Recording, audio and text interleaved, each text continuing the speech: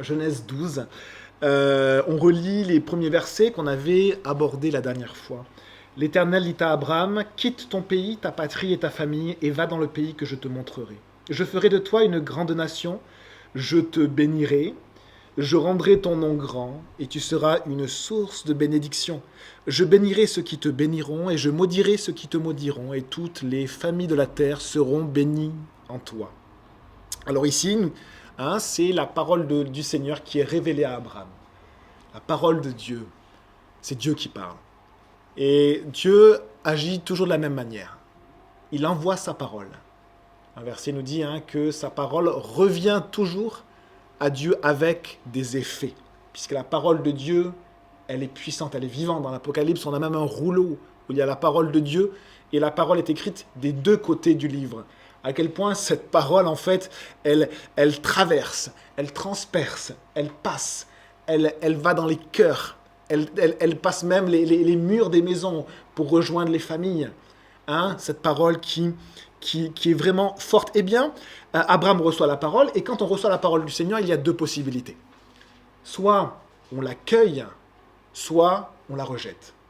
Mais accueillir la parole, c'est cet acte de foi que Abraham fera. Et la foi est toujours associée dans la parole de Dieu de mettre en pratique cette parole. La foi sans mouvement n'a pas de sens. Dans la parole de Dieu, Jacques d'ailleurs le dira, la foi sans les œuvres, sans mettre en pratique cette parole, elle est morte, elle n'a pas de signification. Dire je suis chrétien et avoir une vie sans mettre en pratique la parole n'a pas de sens. Eh bien, regardez, la parole de Dieu est envoyée, elle est donnée à Abraham, et verset 4, on lit, Abraham partit conformément à la parole de l'Éternel, et Lot partit avec lui. Abraham était âgé de 75 ans lorsqu'il quitta Charan. Il prit sa femme, Saraï, et Lot, le fils de son frère. Il prit aussi tous les biens et les serviteurs dont ils étaient devenus propriétaires à Charan, et ils partirent pour se rendre dans le pays de Canaan, où ils arrivèrent. Alors, Abraham n'a pas simplement reçu la parole du Seigneur, il a aussi mis en pratique. Il a écouté, il a mis sa foi en elle. C'est très étonnant parce que là, on est vraiment sur un fondement. Un fondement dans la parole de Dieu, c'est la foi. Abraham, dans la parole du Seigneur, il est appelé le père de la foi. Pourquoi ? Parce qu'il va montrer à l'humanité comment Dieu fonctionne et comment l'homme peut répondre à l'attente de Dieu. Dieu donne sa parole et l'homme a un choix, il est libre. Il est libre de mettre sa foi dans la parole de Dieu. Et cette parole, c'est une promesse. La promesse, c'est, eh bien, je vais te bénir, je vais te donner, je vais te pardonner, je vais être avec toi. C'est ça la promesse du Seigneur. Mais la parole du Seigneur, la promesse du Seigneur, elle est conditionnelle. Si Abraham était resté à Charan, dans cette ville-là, eh bien la promesse de Dieu, eh bien n'aurait pas été appliquée dans la vie d'Abraham.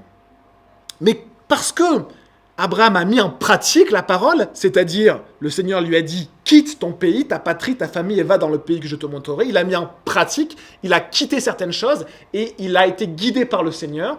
Eh bien parce que Abraham a écouté, a mis en pratique la parole du Seigneur, eh bien la promesse sera pour lui et pour ses enfants. C'est la même chose aujourd'hui pour nous. Quand nous entendons la parole du Seigneur, la promesse du Seigneur, nous avons ce choix-là. Et quand nous mettons notre confiance en lui, eh bien, nous nous levons pour suivre le Seigneur, pour être guidés par lui. Nous quittons certaines choses. La parole de Dieu nous dit de quitter le péché, de quitter certaines choses de notre ancienne vie.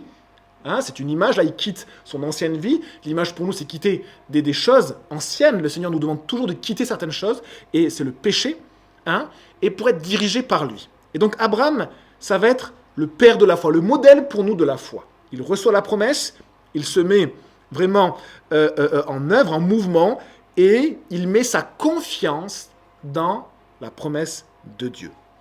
Et alors il quitte, il prend sa femme, Saraï, son neveu Lot, le fils de son frère, et puis il prend aussi tous les biens et les serviteurs dont il était devenu propriétaire à Charan. Donc Abraham avait vécu un certain temps à Charan, donc il avait vécu, il avait eu son travail, il avait fait des affaires, il avait également prospéré. C'était un homme qui était assez considéré, il avait des biens matériels assez importants. Et donc, voici Abraham, il a de nombreux serviteurs, il a de nombreux troupeaux également, mais il quitte tout sur la parole du Seigneur, et on lit, ils partirent pour se rendre dans le pays de Canaan, où ils arrivèrent, ils ne savaient pas exactement où il fallait aller, ils n'avaient pas la destination, mais le Seigneur lui a dit, va dans le pays que je te montrerai. Ça veut dire quoi? Ça veut dire pars, mets-toi en marche, et je vais te guider. Et donc Dieu guide Abraham, il le guide pas à pas, et il le guide vers ce pays. À un moment donné, on lit la suite, verset 6, Abraham traversa le pays jusqu'à l'endroit appelé Sichem, jusqu'aux chaînes de Morée. Les Cananéens occupaient alors le pays. Abraham va aller dans un pays qui n'est pas le sien, et il va être étranger. Et il sera étranger toute sa vie. Ça nous parle aussi de la vie du croyant. De la vie du croyant qui est comme un étranger sur la terre, mais qui reçoit les promesses de Dieu. Et qui met sa confiance dans les promesses de Dieu. Le problème des promesses, c'est quand vous faites une promesse à quelqu'un. C'est une parole qui concerne le futur. C'est une parole d'engagement, mais qui n'est pas encore accomplie. Et le Seigneur nous donne des promesses, des choses qu'il nous promet, mais qui ne sont pas encore accomplies. Alors Abraham sera un étranger, et je vous lis un commentaire, ce qu'un enseignant a dit. Abraham entra en Canaan comme étranger pour vivre dans un pays peuplé de tribus qui étaient plongées dans la violence et dans le péché. On verra sa peur d'être attaqué, d'être mis à mort également par la suite. Donc il y a de la violence, des tribus ou des peuples qui se font la guerre, qui sont capables de tuer facilement, et aussi qui sont dans le péché, et un péché d'ailleurs qui va se développer pendant la vie d'Abraham et après la vie d'Abraham, et qui deviendra de pire en pire. Alors voilà, Abraham arrive à un endroit qui s'appelle Sichem. Si vous dites Sichem, comme ça, même moi, je ne suis pas un spécialiste de la géographie d'Israël, mais Sichem, en fait, c'est une localité qui est au centre du pays d'Israël, au centre du pays promis. On pourrait dire de Canaan, qui deviendra le pays d'Israël. Et ce lieu-là n'est pas un lieu qui est neutre. Il y a dans la parole de Dieu une géographie spirituelle. Une géographie, c'est-à-dire qui va nous enseigner. Par exemple, une géographie très simple, on dit toujours, les Juifs disent toujours, on va monter vers Jérusalem. Pourquoi? Parce que Jérusalem est sur une colline, c'est l'endroit le plus élevé du pays. Et donc du coup, on va monter à Jérusalem, et on dit toujours, on va descendre de Jérusalem pour quitter. Là, on voit l'image pour nous de monter vers le temple de Dieu. On monte, on s'approche de Dieu, et puis après, on descend dans la vallée, dans sa vie de tous les jours. Il y a une géographie qui est spirituelle. Alors, Sichem, que signifie Sichem? Eh bien, Sichem est au centre du pays. Sichem est situé entre deux montagnes, le mont Ébal et le mont Garizim. Deux montagnes qui se font face, qui sont proches l'une de l'autre, et entre les deux, il y a Sichem, au centre du pays. Et sur ces deux montagnes, quand le peuple d'Israël, les descendants d'Abraham, d'Isaac et de Jacob, vous rentrez dans le pays, Dieu avait demandé dans la loi de prononcer un acte oral, un acte d'acter l'engagement du peuple envers Dieu.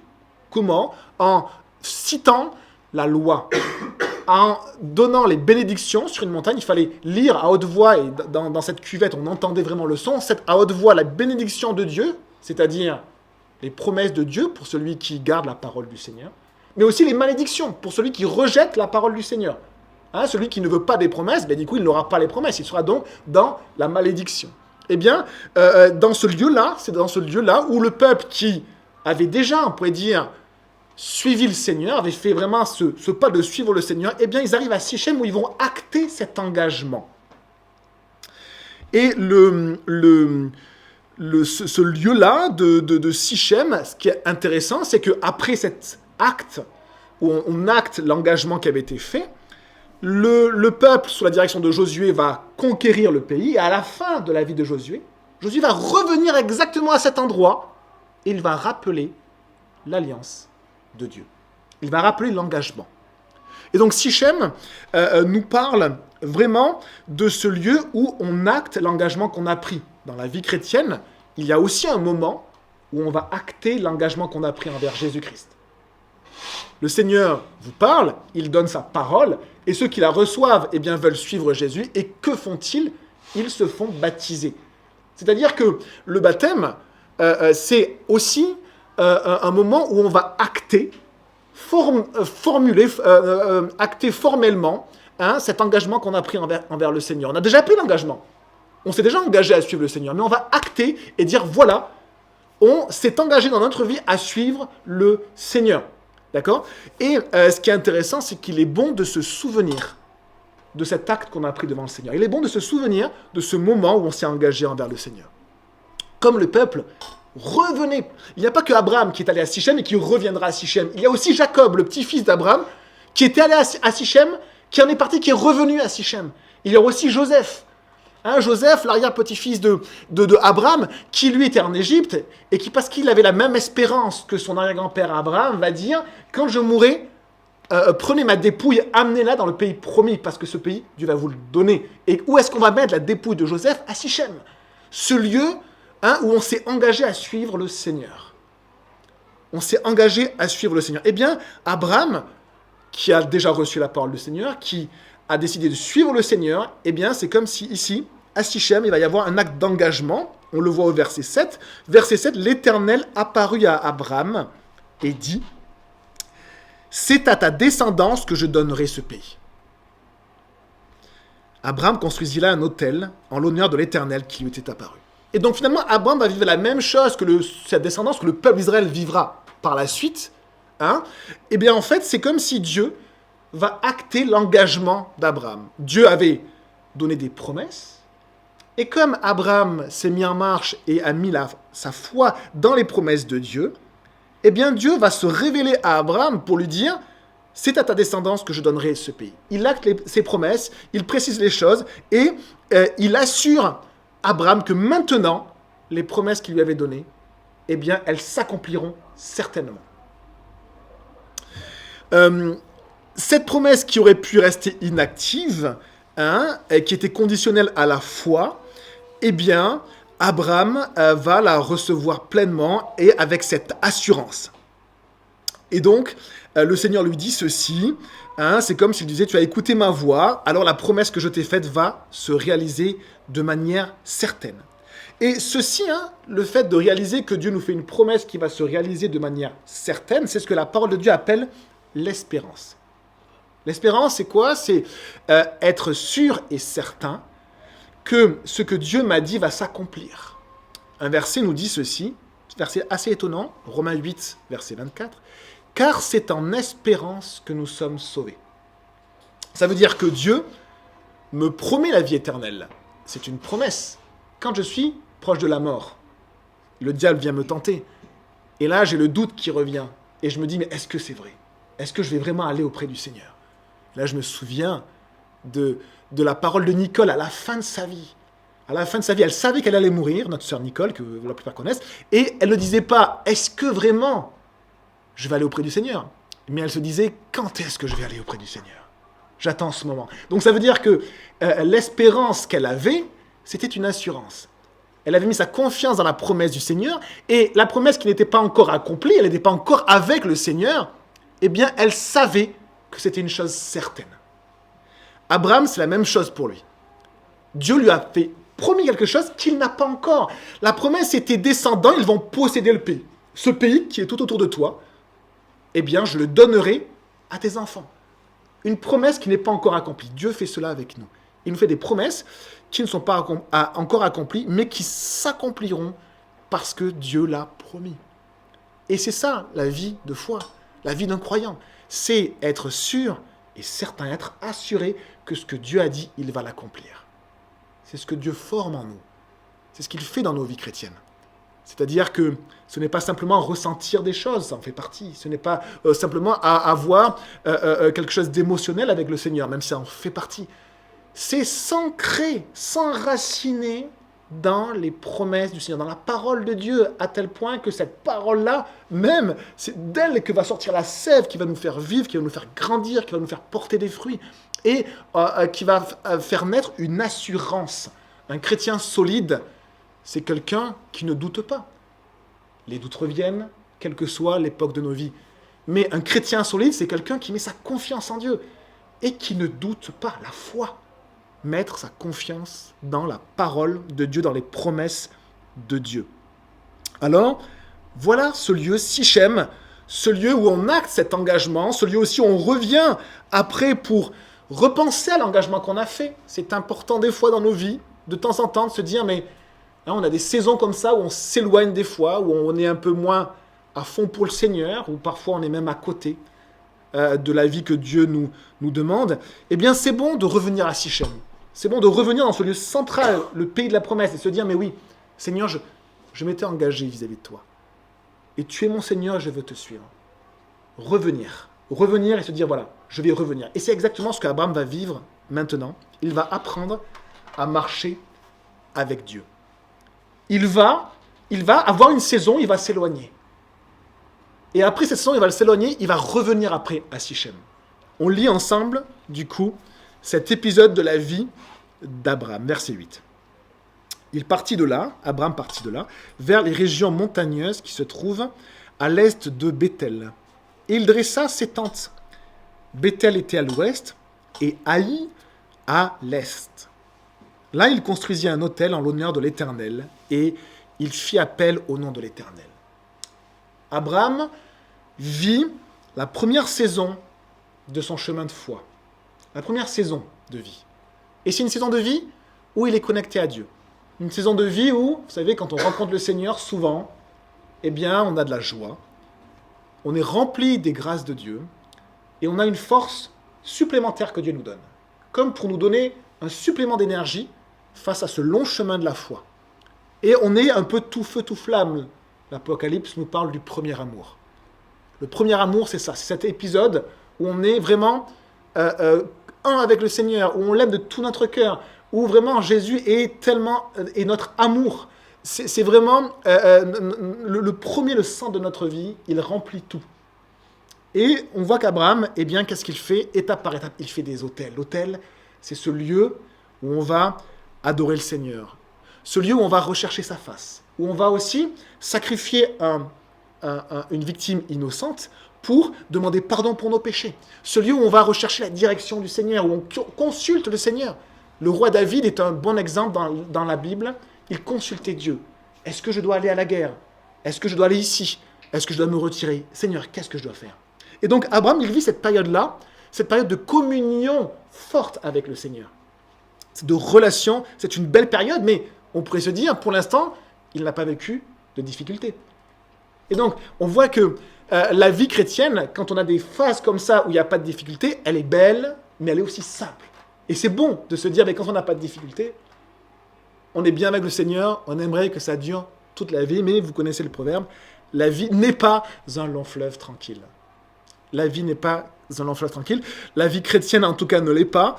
Hein, le proverbe dit, je crois, le contraire, ou je ne sais plus, mais en tout cas, la vie chrétienne n'en est pas un. Et alors, regardez où Abraham, il va. Donc, il se déplace dans le pays, dans cette région-là, et donc, il va être entre deux villes. Pareil ici, ces deux villes, hein, il y a une géographie qui est spirituelle. Il y a Béthel d'un côté, il y a Haï de l'autre. Ces deux villes-là, le peuple d'Israël les rencontrera quand ils devront conquérir le pays. Les descendants. Souvenez-vous de la promesse, c'est à des descendants que je donnerai le pays. Et là, qu'est-ce que fait finalement Abraham? Il passe auprès de localités qui seront conquises 2, 3, 4, 5, des siècles après lui. Des siècles après lui. Et alors, on a Béthel. Eh bien, Béthel, c'est un endroit, Josué 1, verset 21, la maison de Joseph, donc des descendants d'Abraham, monta contre Béthel et l'Éternel fut avec eux. Et donc, ici, Béthel nous montre un endroit où Dieu est avec le peuple. On lit aussi dans Genèse 28, ce sera dans les prochains chapitres que nous passerons ensemble, eh bien, on voit que Jacob, lui, à Béthel, dans ce lieu-là, il va recevoir une révélation de Dieu, il va réaliser que Dieu est avec lui. Béthel, c'est Dieu est avec moi. Il va dire ceci, certainement, Genèse 28, verset 16, l'Éternel est en ce lieu, et moi, je ne le savais pas. Béthel, Dieu est avec moi, même si je ne le réalise pas. Mais Haï, l'autre ville à côté, c'est une ville plus triste. C'est une ville, en fait, où le peuple, il a délaissé la parole du Seigneur. Il a vécu comme lui le veut, et donc il a péché. Il a enfreint les lois de Dieu, et donc il a violé l'alliance du Seigneur. Hein, et quand on est chrétien, parfois, nos actes, ce que l'on fait, va à l'encontre de ce que Dieu nous dit. Et quand on arrive à ce point-là, où la parole de Dieu nous dit, regarde ce que je te dis, et que nous on fait le contraire, volontairement on fait le contraire, on maintient, on veut faire le contraire, eh bien le Seigneur nous dit, mais tu violes mon alliance, l'engagement que j'ai avec toi. Et regardez ce que Dieu va dire quand le peuple va être à la ville de Haï, ils vont essayer de la combattre, de la conquérir, et vont pas réussir. Et le Seigneur va dire ceci à Josué, Israël, donc Josué 7, 11, Israël a péché, ils ont violé mon alliance, celle que je leur ai prescrite. Ils ont pris des biens voués à la destruction, ils les ont volés et ont menti, ils les ont cachés parmi leurs affaires. Ainsi, les Israélites ne peuvent plus résister à leurs ennemis. Ils prendront la fuite devant eux, car ils sont sous une menace de destruction, je ne serai plus avec vous. Vous avez vu, Bethel, Dieu est avec moi. Haï, Dieu n'est plus avec moi. Et Abraham est juste entre les deux. Il campe entre Bethel et Haï. Abraham apprend à marcher avec Dieu. Il est entre les deux. Et nous vivons des saisons où parfois nous mettons de côté la parole du Seigneur, nous vivons comme nous l'entendons. Et après, nous crions à Dieu en disant, mais Seigneur, sois avec moi, bénis-moi. Et le Seigneur nous dit, mais oui, je veux te bénir. Mais pour que je puisse te bénir, simplement regarde ma parole. Et la foi, c'est pas simplement ressentir la présence de Dieu. La foi, c'est pas simplement vouloir aller à Dieu. La foi, c'est mettre en pratique la parole du Seigneur. Comme Abraham l'a fait, il a quitté sa famille, sa patrie, comme le Seigneur lui avait demandé. C'est très important parce que des fois, sur des détails qui sont parfois anticulturels, eh bien, nous allons bloquer. Nous avons par exemple un exemple qui choque tout le monde maintenant, c'est au sujet du mariage. Vivre ensemble, avoir des relations sexuelles hors mariage, le Seigneur nous dit dans sa parole, et que c'est contre lui, contre sa parole. Et parfois, nous pensons que c'est un détail. Et ce n'est pas un détail. Et dans l'Église, on ne va jamais vous juger, on ne va jamais forcément vous juger, mais simplement, on va annoncer la parole du Seigneur. Mais il y a d'autres choses anticulturelles. Il y a plein de choses anticulturelles sur le mensonge, les pratiques que nous avons. Et le Seigneur va venir, et c'est sa parole, et eh bien, nous allons avoir ce choix-là. Est-ce que je veux le Seigneur n'est pas en train de nous juger, mais le Seigneur est en train de nous dire, est-ce que tu veux faire un pas de plus avec moi? Est-ce que tu veux vraiment appliquer ma parole dans ta vie? N'oubliez pas, Haï, je ne veux pas appliquer la parole du Seigneur. Bethel, le Seigneur est avec moi. Abraham est entre les deux, et on va voir, et ça va nous encourager, parce que Abraham va vivre une étape de sa vie où il va vraiment flancher. Où il va vraiment ne pas écouter Dieu, il va vraiment faire ce que lui veut, alors que c'est le père de la foi. Et ça va du coup nous ôter tout jugement, si on veut pointer du doigt des choses chez mon frère et ma sœur, puisque Abraham lui-même va être un exemple finalement de défaillance. On lit la suite. Verset 9. Puis Abraham continua par étapes en direction du Néguev. Le Néguev, c'est le désert, c'est le sud du pays. Et donc là, chose intéressante, Abraham, il a construit un premier hôtel à Sichem, il se déplace, il construit un deuxième hôtel, et là, il va étape par étape en direction de la sécheresse. Et là, il ne construit pas d'hôtel. Étape par étape. Et parfois, dans nos vies, sans s'en rendre compte, étape par étape, petit à petit, eh bien, nous nous dirigeons vers des déserts. C'est-à-dire des endroits où nous n'avons pas une bonne nourriture pour notre âme et où nous allons nous assécher. Et ça se fait étape par étape. Ce terme étape par étape, on le retrouvera quand Abraham recommencera à aller étape par étape, une deuxième fois loin du Seigneur, avec un autre roi, Abimelech, envers qui, eh bien, également, il aura une défaillance. Et donc, il va étape par étape en direction de la sécheresse, en direction du désert. Et ça peut nous parler, nous aussi, de voir un petit peu nos vies, et des fois, on se laisse un peu endormir, et puis, étape par étape, finalement, on se dirige, sans trop s'en rendre compte, vers des zones où on est moins nourri, où on est plus asséché. Et quand on est dans cette situation-là, eh bien, nous sommes dans une situation où nous devenons fragiles. Pourquoi? Souvenez-vous de la parabole des terrains que le Seigneur a donné à ses disciples.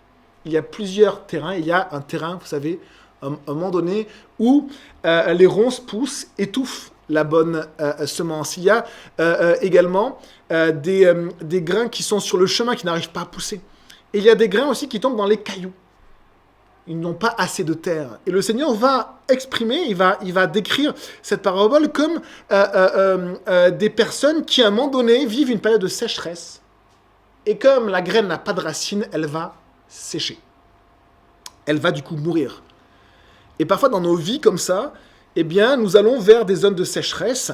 Et si nos racines ne sont pas profondes, eh bien souvent nous arrivons vers des zones de défaillance. Verset 10, il y eut une famine dans le pays, et Abraham descendit en Égypte pour y séjourner, car la famine pesait lourdement sur le pays. Vous vous souvenez du début du chapitre? Abraham était tout feu, tout flamme avec le Seigneur, il faisait des autels là où il allait.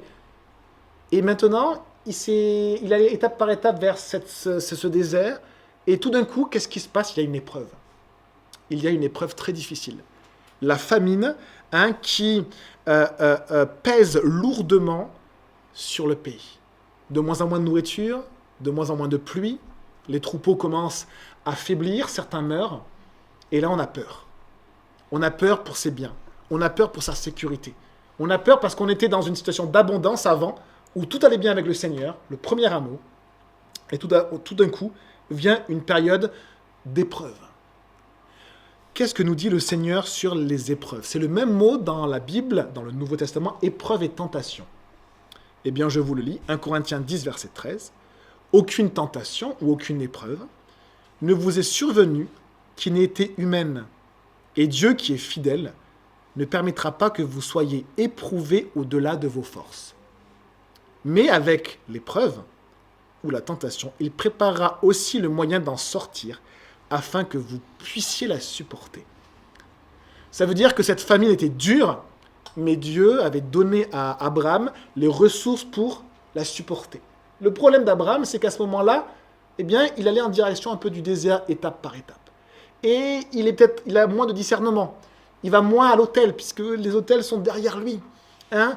Et finalement, là, on vient de prendre la scène, hein, c'est ce moment où on regarde notre vie et notre péché devant le Seigneur, ce face-à-face qui est important. Et bien lui, il est loin de tout ça. Il commence un petit peu à être loin de tout ça. Et on va voir la décision qu'il va prendre. Alors, il prend la décision d'aller en Égypte. On pourrait se dire, est-ce que c'est un bon choix, une bonne décision ou pas? Humainement, c'était la meilleure décision. Hein, L'Égypte, c'est un lieu d'exil qui a toujours été accueillant envers les peuples.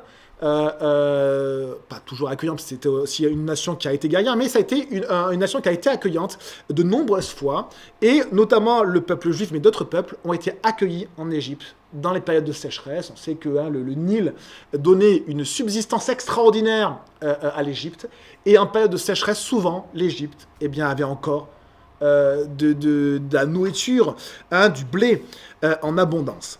Et alors il se dit, on va aller en Égypte. Et humainement, c'est la meilleure décision. Mais, écoutez-moi bien, ce qui est la meilleure décision n'est pas forcément la meilleure décision. C'est étonnant, c'est-à-dire que humainement, c'est vraiment la meilleure chose à faire. Mais humainement ne signifie pas spirituellement. Même si humainement, c'est la meilleure décision, est-ce que ça l'est spirituellement? Et posez-vous ces questions à vous dans vos vies, dans les choix que vous faites pour vous, pour vos enfants.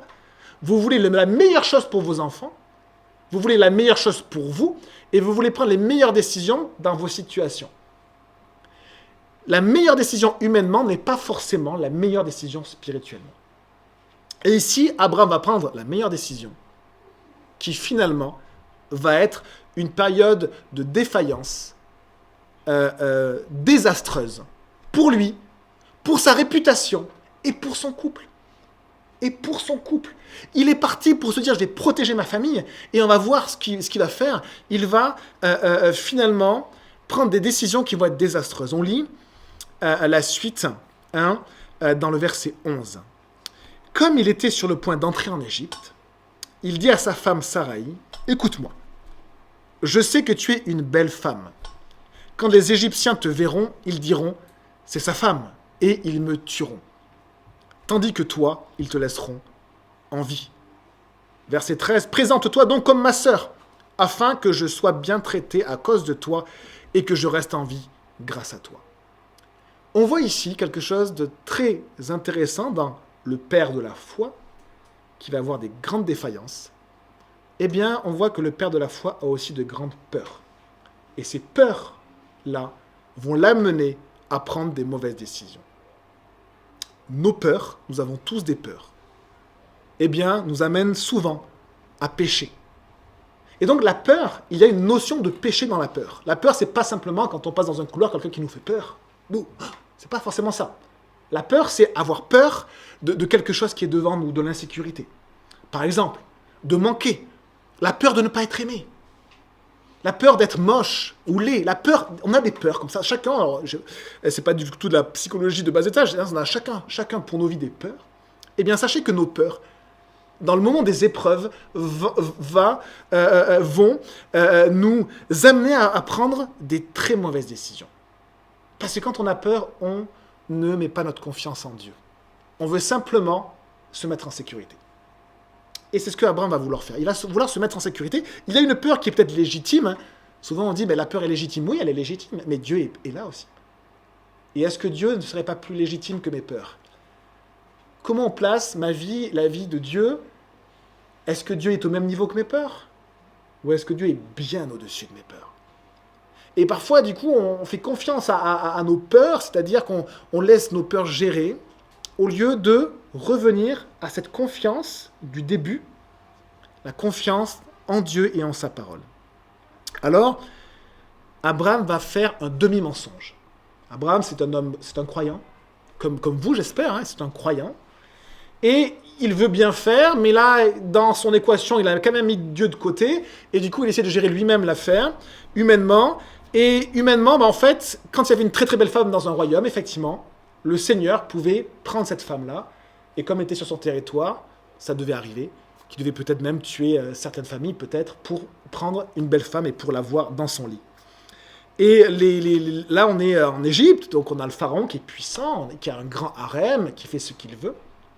Et donc il a peur. Il a peur, mais il ne se dit jamais, mais peut-être que Dieu va me protéger. Peut-être que je vais demander à Dieu la direction. C'est simplement ses peurs qui le guident, et donc il fait un demi-mensonge. Pourquoi? Parce que Saraï, c'était sa demi-sœur. À l'époque, ça se faisait. Alors, à l'époque d'Abraham, on ne se mariait pas avec sa sœur, mais on pouvait se marier avec sa demi-sœur. Il va l'expliquer, d'ailleurs, quelques chapitres après. Hein, un de ses deux parents était commun et l'autre non. Et donc, il se marie avec sa demi-sœur, et finalement, il fait un demi-mensonge. Le demi-mensonge, c'est de dire déjà que c'est sa sœur, et alors que c'est sa demi-sœur. Et l'autre mensonge, c'est de ne pas dire que c'est son épouse. Et parfois, ce que l'on ne dit pas est un mensonge. Vous savez, il y a cette parole qui nous dit, hein, si quelqu'un sait faire le bien et ne le fait pas, il commet un péché. Le péché, ce n'est pas que mal faire, c'est parfois aussi ne pas faire. Le mensonge, ce n'est pas que dire quelque chose qui est faux, c'est aussi ne pas dire ce qui est vrai. Vous voyez la différence? Et c'est comme ça toujours avec Dieu. Nous, on a une définition du péché, une définition souvent qu'on met un petit peu à notre sauce, mais la définition de Dieu, elle est pure. Elle est vraiment pure. Et ici, en fait, clairement, Abraham est un menteur. Et il se ment à lui-même. C'est là où, en fait, ça nous parle. C'est que nous aussi, quand on a envie de quelque chose, on se ment à nous-mêmes. On veut quelque chose, on le voit, ça s'appelle la convoitise, ou la tentation, même mot que épreuve, tentation, épreuve, même mot, et puis on se ment à nous-mêmes, on se dit mais oui c'est bien, c'est le mieux, etc. Hein, et on se fait nos raisonnements, nos narratifs qui tournent en boucle, on a raison, on est d'accord avec nous-mêmes, ça tombe bien, mais qu'est-ce que Dieu dit? Et qu'est-ce que je suis en train de faire? J'ai besoin de discernement, j'ai besoin d'aller à la croix, j'ai besoin d'aller à l'autel, hein, où on sacrifiait cet agneau innocent pour réaliser vraiment mon péché. La direction de Dieu, consulter l'Éternel. Et là, Abraham est loin de tout ça. Et voilà la stratégie qu'il met en place. Regardez la suite. Verset 14. Lorsqu'Abraham fut arrivé en Égypte, les Égyptiens virent que la femme était très belle, comme Abraham le pensait. Les intendants du Pharaon la virent et la vantèrent au Pharaon, si bien que la femme fut amenée chez le Pharaon. Verset 16. Regardez ce qui est presque horrible. Le Pharaon traita bien Abraham à cause d'elle. Et Abraham reçut des brebis, des bœufs, des ânes, des serviteurs et des servantes, des ânesses et des chameaux, une richesse incroyable. Et je vous lis deux versets des Proverbes. Mieux vaut un pauvre qu'un menteur. Mieux vaut un pauvre qu'un menteur. Abraham reçoit plein de richesses à cause de son mensonge. Il y a des richesses qui sont mal acquises. Deuxième verset des Proverbes. La réputation est préférable à de grandes richesses. Et la grâce vaut mieux que l'argent et que l'or. Ici, Abraham va perdre sa réputation. Et donc, comme voilà, nos peurs sont basées sur des choses légitimes. Hein. Légitime, c'est que oui, c'était une belle femme. Oui, les serviteurs du pharaon allaient avoir un regard sur elle. Mais Abraham aurait pu dire, c'est ma femme. Et dans toutes les sociétés, à l'époque, le mariage était sacré. Le mariage était sacré dans les premières civilisations. Celui qui commettait adultère était mis à mort. Donc on n'est pas dans une société où on ne considère pas le mariage. Le mariage est important. Peut-être que le roi aurait décidé quand même de pécher et de tuer Abraham. Mais Abraham n'était pas seul. Souvenez-vous de Béthel. Béthel, c'est l'endroit où Dieu a dit à Jacob, « Je suis avec toi. Je suis avec toi. » Dès qu'on oublie ça, en fait, on n'a plus une vie de foi. Parce que la vie de foi se base sur cette promesse. « Je suis avec toi. Dieu est avec moi. Je veux le suivre. Je veux appliquer sa parole. Je suis avec toi. » Et alors, Abraham, finalement, reçoit plein de richesses non désirables. Et surtout, les amis, il crée un antécédent horrible dans son couple. En fait, il livre sa femme à l'immoralité pour se protéger lui-même. En fait, il expose sa femme pour se protéger lui-même. Et là, les gars, je parle aux hommes là en premier, parfois nous faisons ça, moi le premier, nos peurs vont faire que nous allons finalement exposer nos femmes au danger parce qu'on manque de courage. Et la bonne nouvelle, c'est que Dieu nous a façonnés justement pour prendre les bonnes responsabilités et pour protéger nos femmes, pour protéger aussi nos foyers. Et Dieu nous a donné cette capacité-là, donc même si nous ne sentons pas ce courage-là, sachez que Dieu va nous le redonner. Il suffit de se mettre en marche. Et là, Abraham, il a une défaillance horrible de foi, mais aussi vis-à-vis de responsabilité, vis-à-vis de sa propre famille et de son couple. Et imaginez ce que Sarai a vécu. Elle a dû coucher avec un homme, le pharaon qui l'a prise pour femme. Et après, elle va revenir avec son mari. Quel impact ça va avoir pour son couple? Quel impact? C'est un impact horrible. Et donc, on a ici l'égarement d'Abraham, le manque de foi, le manque de courage. Oui, c'est ces peurs qui l'ont dirigé. Et faites la part des choses quand vous avez des décisions à prendre. Hein, qu'est-ce qui fait prendre des décisions dans vos vies, hein? On a des fois l'image, et c'est aussi une image des proverbes, hein, que l'être humain c'est comme une ville fortifiée. Et bien dans une ville fortifiée, vous avez des murailles, et sur les murailles, vous avez des sentinelles. Et c'est les sentinelles qui vont décider si la personne qui vient peut rentrer dans la ville ou pas. Donc si la sentinelle voit du danger, elle dit quoi? Elle dit « fermez les portes ». C'est le rôle de la sentinelle. Quels sont nos sentinelles à nous? Qui avons-nous mis sur nos remparts? Si nous avons mis nos émotions ou nos sentiments, eh bien, quand il y aura un beau prince charmant, on va dire « ouvrez les portes ».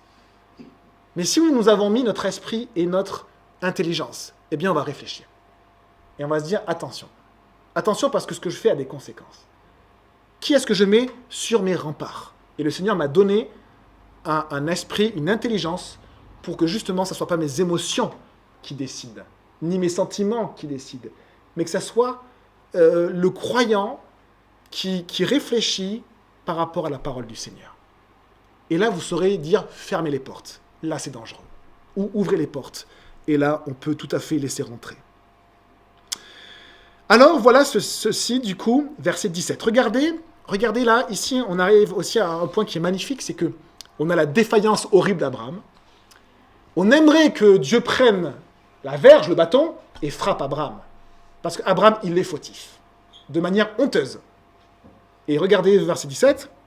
Cependant, l'Éternel frappa le Pharaon. Il ne frappa pas Abraham, il frappa le Pharaon et sa famille de grands fléaux à cause de Sarai, la femme d'Abraham. Le Pharaon pêche, et le Seigneur, il protège ses croyants, les personnes qui ont décidé de le suivre. Même s'ils ont des défaillances. Et ça doit aussi nous encourager, parce que nous avons un Dieu plein de grâce. Et qui, vous savez, nous avons ce verset-là, de Timothée 2, verset 13. Si nous sommes infidèles, lui demeure fidèle. Car il ne peut se renier lui-même. Vous savez, quand on s'engage avec le Seigneur, Dieu s'engage aussi avec nous. Et ce qui est magnifique, c'est que Dieu ne rompra jamais ses engagements. C'est fabuleux, c'est extraordinaire, c'est une force de réaliser cela. Et même si je pêche, je peux toujours revenir. Même si je pêche, je peux toujours revenir. La main du Seigneur est sur moi, c'est une main de grâce qui attend que je revienne si j'ai des moments de défaillance. Nous avons un Dieu de grâce, extraordinaire, qui déteste le péché pourtant, et qui fait grâce envers nous qui sommes pécheurs. Dieu est un grand Dieu extraordinaire. Et donc, verset 18, alors le Pharaon appela Abraham et dit, « Qu'est-ce que tu m'as fait? Pourquoi ne m'as-tu pas informé que c'était ta femme? Pourquoi, verset 19, as-tu prétendu que c'est ta sœur? De ce fait, je l'ai prise pour femme. Voici maintenant ta femme, prends-la et va-t'en. » Prends-la et va-t'en.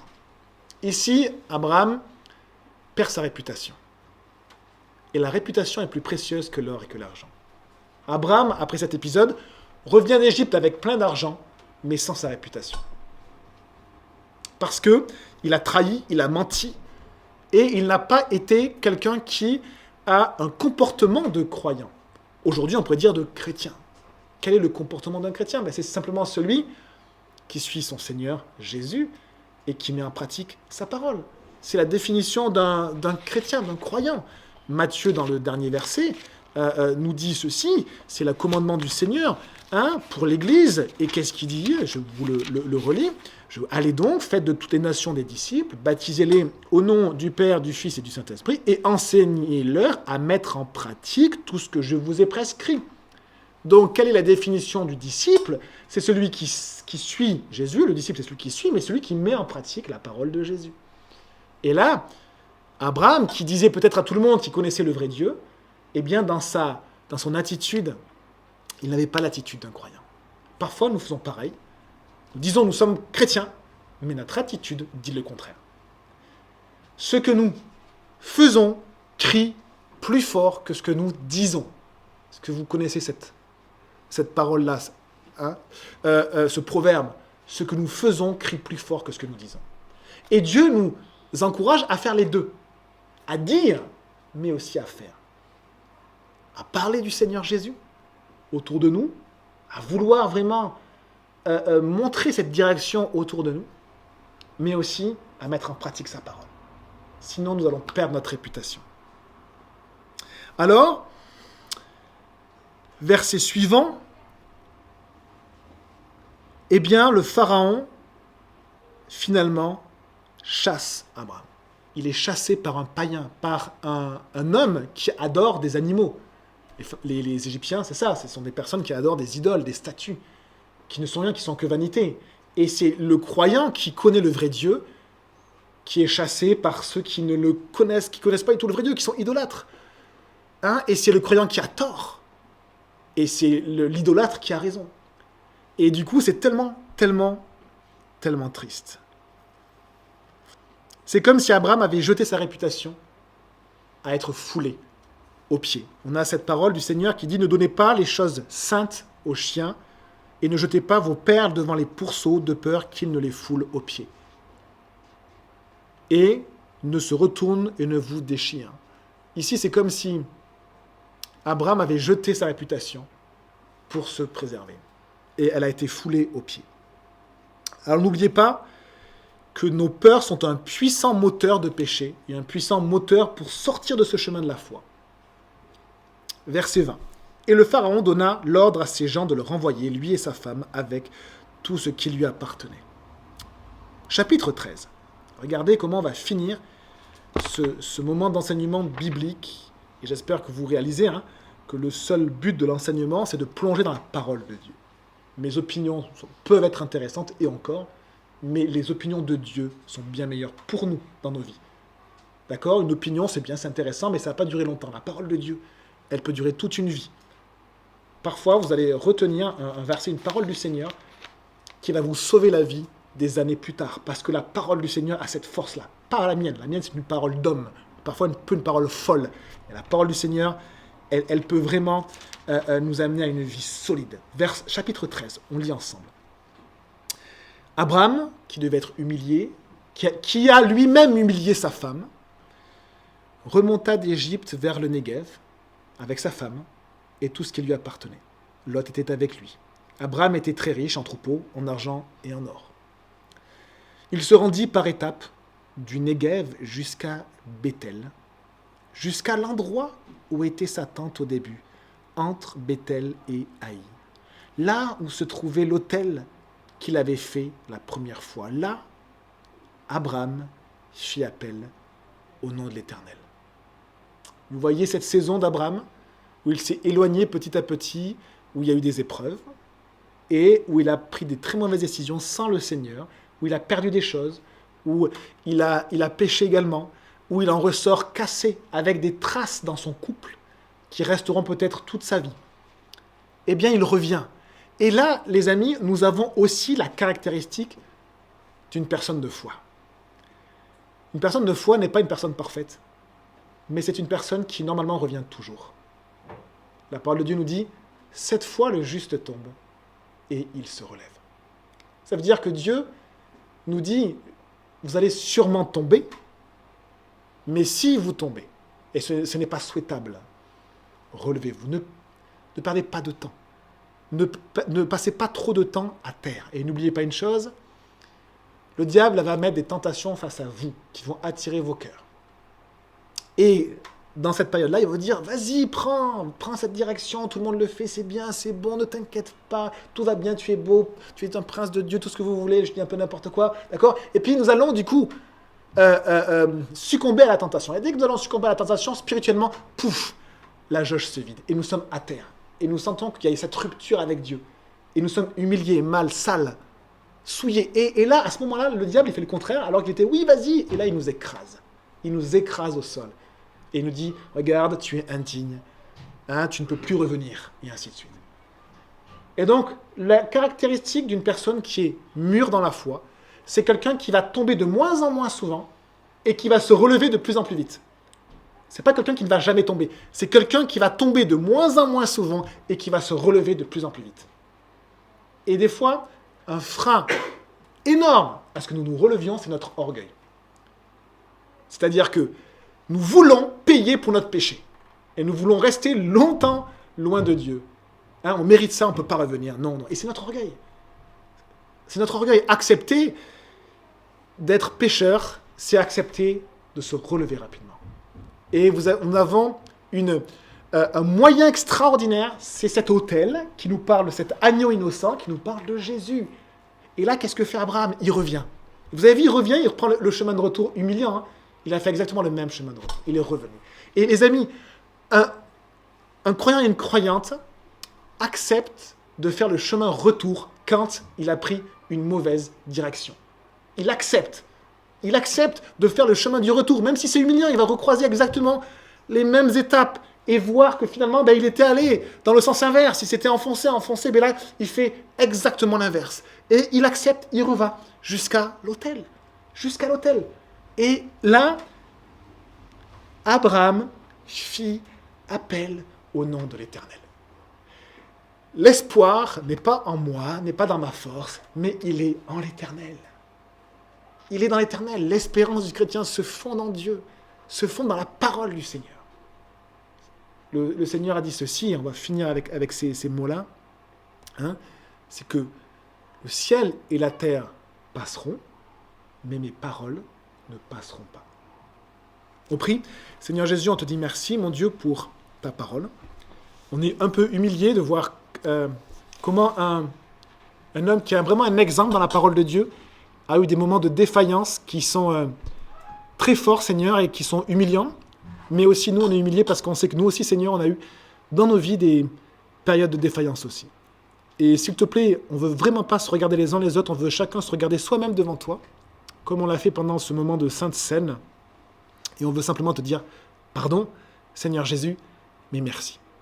Parce que tu es un Dieu de grâce. Tu n'as pas enlevé ta fidélité alors que nous péchions. Tu n'as pas enlevé ta fidélité alors que nous nous endormions petit à petit et que nous allions en direction du désert. Tu n'as pas enlevé ta fidélité envers nous alors que quand il y a eu des épreuves, des moments difficiles, nous avons pris les pires décisions. Les meilleures humainement, mais des fois les pires spirituellement. Nous voulons te demander pardon, Seigneur, mais nous voulons aussi te dire merci. Parce que tu nous montres dans nos vies à quel point tu es fidèle, à quel point tu nous relèves. C'est-à-dire que la puissance de la croix est extraordinaire et dépasse tous mes péchés. Il n'y a pas un péché qui ne peut pas être pardonné à la croix. Seigneur, c'est notre chant, c'est notre témoignage, on va le chanter après.